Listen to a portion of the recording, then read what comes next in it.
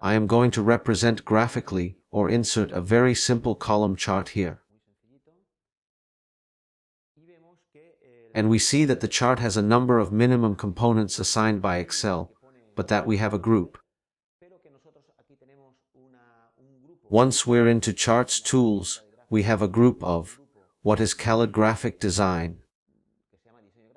We have a drop-down menu in which we can select that this chart looks like with the different designs we have predefined here for this type of chart.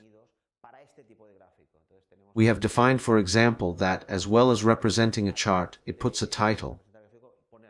The components here, we have a title. Here we have the legend.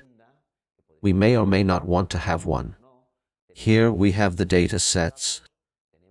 We have the axis of the different categories that we are going to represent and the values axis.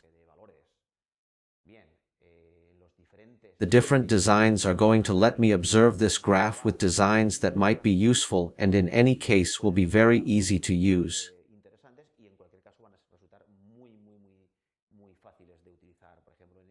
For example, in this case, they have the chart title, it has shifted the legend to this area as a subtitle, and it has also put the data on top of each of the data bars. It has indicated precisely what the value being represented is. So this chart, besides providing us information about the behavior of the data set, it also gives us precise values.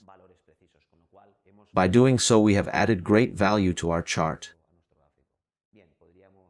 We could preselect many designs from those we have here. Some of them even include a table with the specific data below the chart. The data we had entered. Alternatively, we can put them as data markers or we can put them in a table. And we see that we have pretty designs of various kinds in such a way that when we have created the chart in question, it is very easy to select any design in order that, running through all of them, to in the end select the one that will best convey the information that we want to highlight.